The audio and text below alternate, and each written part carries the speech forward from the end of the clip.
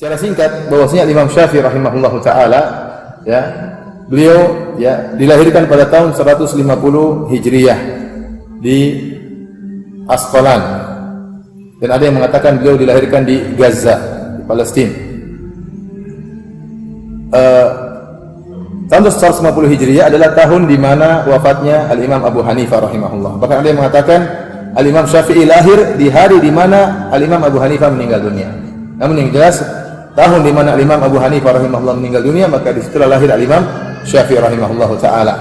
Tatkala beliau berusia 2 tahun, ayahnya meninggal dan beliau berada di Palestina. Akhirnya ibunya membawa pulang Imam Syafi'i ke kampungnya yang sesungguhnya, karena Imam Syafi'i ini Al-Qurashi, dia dari suku Quraisy, dan kita tahu nenek moyangnya tinggal di kota Mekah. Maka tatkala ayahnya meninggal, ibunya bawa pulang Imam Syafi'i di kampung aslinya, yaitu di kota Mekah. Disitulah ibunya mendidik Al-Imam Syafi'i. Sebagai peringatan bagi kita bahwasanya banyak ulama berhasil gara-gara bimbingan ibunya. Lihat Imam Syafi'i, bapaknya enggak ada, ayahnya tidak ada, yang bimbing adalah ibunya. Namun ibunya tegar dalam bimbing Al-Imam Syafi'i rahimahullah. Ada sebagian ulama yang mengatakan ya, sebagian ulama mengatakan bagaimana kita ingat waktu kita kecil, ibu kita ngantar kita ke masjid untuk sholat subuh. Ibu nunggu di luar, kita ditungguin sama ibu untuk melaksanakan sholat subuh berjamaah, kemudian pulang diantar kembali. Kenapa? Sang ibu semangat agar anaknya terbiasa sejak kecil sholat berjamaah. Jadi peran ibu sangat penting, karena ibu yang sangat dekat dengan anak-anak ya. Oleh karenanya lihat bagaimana Imam Syafi'i berhasil ya dibimbing oleh ibunya. Maka Imam Syafi'i kemudian menuntut ilmu di kota Mekah. Tatkala usia 7 tahun beliau sudah hafal Quran. Kemudian tatkala berumur 10 tahun beliau sudah menghafal kitab Muwatta, kitab hadis. Ya, ini menunjukkan cerdasnya Imam Syafi'i. Muwatta kitabnya tebal, isinya hadis-hadis, ribuan hadis. Ternyata sudah dihafal Imam Syafi'i waktu berusia 10 tahun. Kemudian waktu umur 15 tahun beliau sudah diizinkan oleh gurunya untuk berfatwa, yaitu Muslim bin Khalid Al-Zanji Al-Makki menjadi ijazah, itu memberi istilahnya SIM bagi Imam Syafi'i untuk apa? Untuk berfatwa di Mekah ya. Setelah itu berangkatlah beliau ya ke kota Madinah, karena di sana ada Al-Imam Malik, imam dari hijrah, imamnya kota Madinah. Berangkatlah Imam Syafi'i belajar ke Al-Imam Malik. Disebutkan dalam sebagian riwayat Imam Syafi'i waktu datang pertama kali kota Madinah, dia mendapati majelis Imam Malik sangat luar biasa, banyak orang yang hadir. Dan dia kebetulan datang belakangan, agak terlambat ya beliau ya rahimahullah.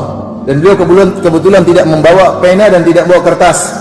Sementara Imam Malik menyampaikan hadis-hadis Nabi SAW. Imam Malik punya majelis hadis, kitab Muwatta'nya diajarkan di kota Madinah. Maka tatkala Imam Syafi'i tidak membawa pena dan tidak bawa kertas, maka mulailah dia mengambil air liur dari mulutnya dengan jarinya. Maka kemudian dia tulis di tangannya. Ini semangat dia untuk apa? Catat pengajian. Oke. Apa yang dia tulis yang enggak ada, ditulis hilang pasti. Al-Imam Malik heran, karena itu perkara yang menarik perhatian Imam Malik. Setelah pengajian dipanggillah Imam Syafi'i, kau lakukan seakan-akan ngejek. Kok Imam Malik ngomong, dia apa tulis pakai apa? Pakai air liur. Imam Syafi'i bilang, saya tidak bawa apa-apa. Terus Imam Syafi'i mengulangi seluruh hafalan yang dia dengar, padahal tidak ada yang tertulis. Kenapa? Karena kalau kita menggerakkan sesuatu, menulis misalnya, maka kita menggunakan salah satu indera kita untuk mencatat, dan ini semakin membuat ilmu yang kita pelajari lengket ya. Oleh karenanya orang hanya mendengarkan kemudian gini-gini aja, lain dengan orang yang apa? Mencatat, berbeda. Tatkala dia mencatat, dia menggunakan banyak indera. Pertama mata dia gunakan, kemudian otak dia kenapa dia harus nulis apa yang ada di otaknya. Bahkan terkadang dia menulis kesimpulan, berarti itu sudah murojaah secara tidak langsung, pasti lebih lengket. Dan itu yang dilakukan Imam Syafi'i. Meskipun tidak ada pena, tidak ada kertas, dia tulis dengan air liurnya dan pasti hilang. Tapi tatkala dia tulis itu sebenarnya dia sudah mengulang apa? Pelajaran yang disampaikan oleh gurunya Imam Malik rahimahullahu taala. Akhirnya dimuliakan Imam Syafi'i rahimahullah oleh Imam Malik. Kenapa? Luar biasa nih anak, hafal yang disampaikan oleh Imam Malik. Sampai setelah itu kalau ada orang datang minta hadis dari Imam Malik mengatakan, dengarkan dari anak ini. Ada wakilku, siapa? Imam Syafi'i rahimahullah taala. Nah, setelah beliau menuntut ilmu dari Imam Malik rahimahullah taala, pada tahun 195 Hijriah beliau pergi ke Baghdad untuk ilmu juga dari ulama di sana. Di antara guru beliau adalah Muhammad bin Hasan Asy-Syaibani. Muhammad bin Hasan Asy-Syaibani adalah salah satu murid senior dari Al-Imam Abu Hanifah. Ya, Al-Imam Abu Hanifah punya dua murid senior, yaitu Abu Yusuf dan yang satunya adalah Muhammad bin Hasan Asy-Syaibani. Dan Imam Al-Syafi'i belajar dari gurunya Muhammad bin Hasan Asy-Syaibani. Dari sini kata para ulama, Al-Imam Syafi'i melakukan ibtikar, yaitu sesuatu yang baru. Kenapa? Dia belajar dari dua madrasah. Waktu itu ada madrasah semacam madrasah ilmu, metode belajar dua model. Ada namanya Madrasatul Hadis yang adanya di Madinah, yang pimpinannya adalah Imam Malik rahimahullahu taala.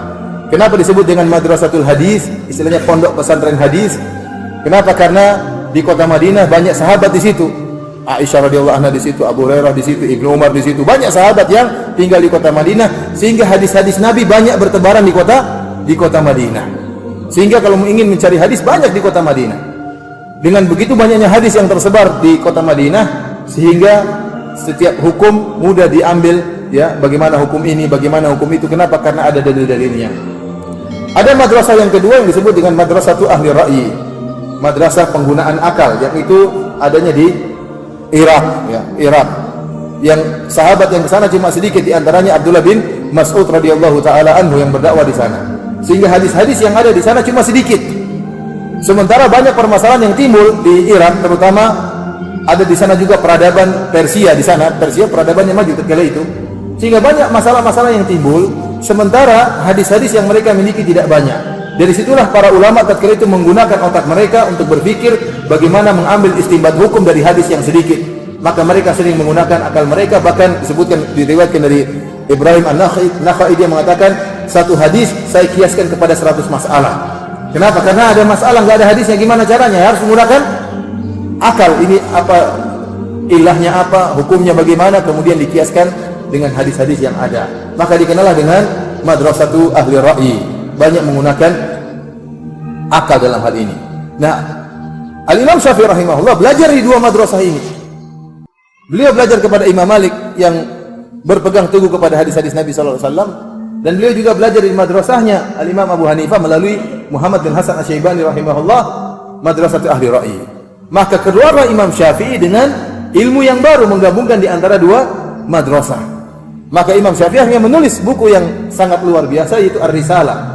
Yang dalam Ar-Risalah kata para ulama itulah kitab usul fikih yang pertama. Kitab usul fikih yang pertama. Ya. Di situ juga ada usulul hadis. Ya, di situlah Imam Syafi'i membuat kaedah-kaedah.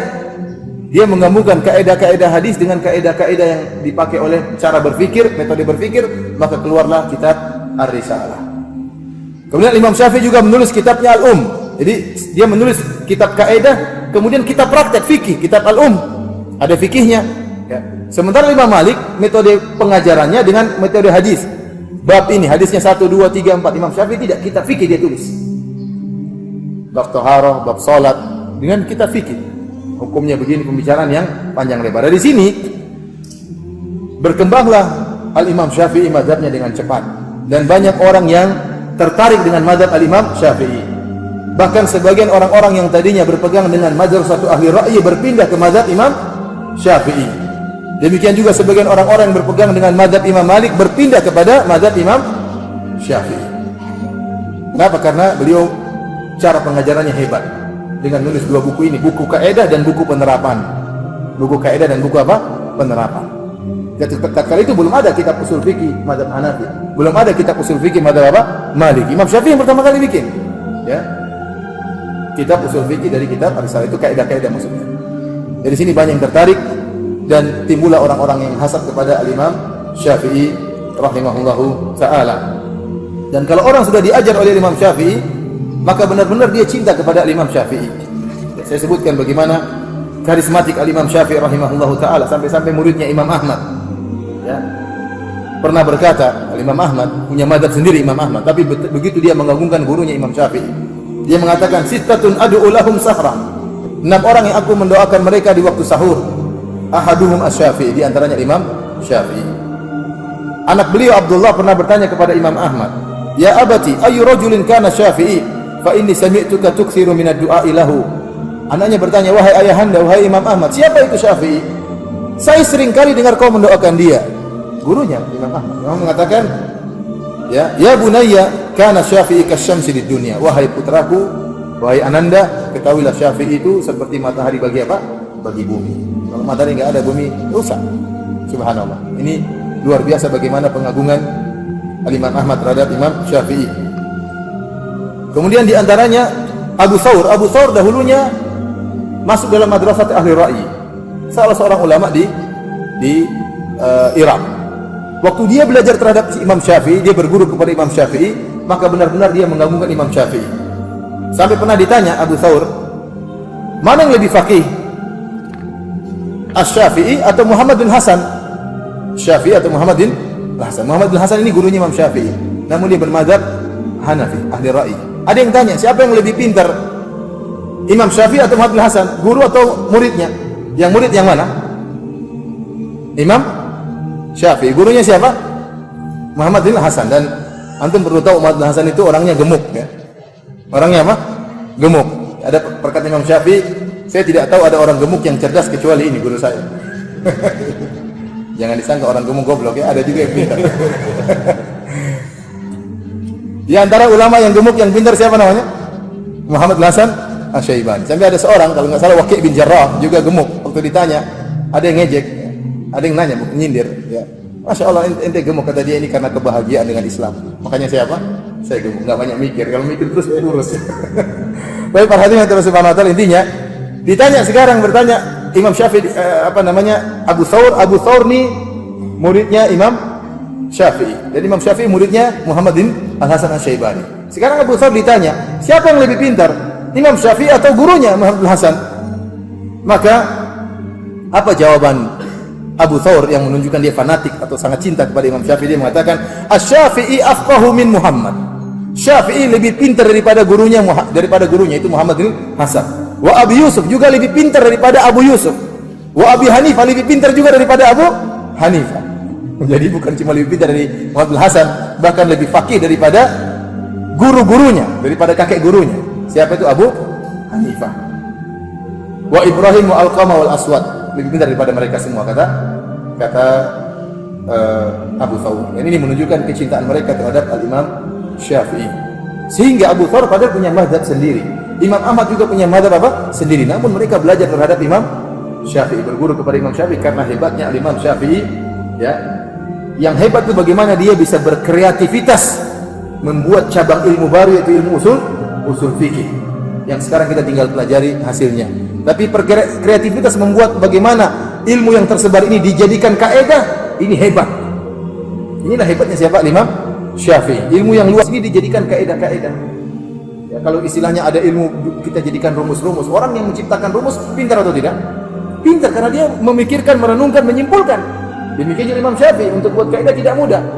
Dia harus meneliti, menelaah, menimbang, kemudian akhirnya buat kaidah. Itulah hebatnya Imam Syafi'i, sehingga banyak yang tertarik kepada beliau rahimahullahu ta'ala. Dari sinilah sebagian orang-orang yang bermadzhab Maliki pindah mazhab kepada Imam Syafi'i. Sebagian orang-orang bermadzhab Abu Hanifah pindah mazhab kepada Al-Imam Syafi'i. Sampai ada seorang ulama yang terkenal, yang senior juga, akhirnya hasad kepada Al-Imam Syafi'i, bahkan berdoa kecelakaan bagi Al-Imam Syafi'i dalam sujudnya. Muhammad bin Abdullah bin Abdul Hakim berkata, aku mendengar si fulan berdoa fi sujudi, berdoa di sujudnya, yad'u ala Syafi'i, ya, dia mendoakan keburukan bagi Imam Syafi'i, bil maut, agar Imam Syafi'i segera meninggal. Doa yang dia sebutkan, dia mengatakan, Allahumma amit Syafi'i, fa innaka in abqaitahu in darasa madhhabu Malik. Dia berdoa, ya Allah, matikan Syafi'i. Kalau Syafi'i tidak mati, akan hilang mazhab Imam Malik. Saking sayangnya dia kepada Imam Malik, dia tidak ingin mazhab Imam Malik hilang, maka dia berdoa, ya Allah, matikan Syafi'i. Akhirnya doa ini disampaikan kepada Imam Syafi'i.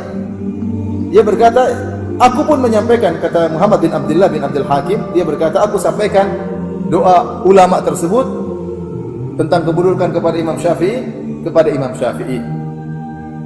Apa kata Imam Syafi'i tatkala mendengar doa tersebut? Dia mengatakan, tamanna rijalun an amuta wa in amut fatilka sabilun lastu fiha bi auhadi. Beberapa orang berangan-angan agar aku mati. Kalaupun aku mati, maka itu semua orang pasti akan mati. Aku tidak sendirian yang akan mati. Semua orang pasti akan mati. Tidak lama kemudian, sekitar sebulan setelah itu Imam Syafi'i meninggal dunia. Allah alam doanya dikabulkan atau tidak. Intinya setelah itu sebulan kemudian Imam Syafi'i meninggal dunia.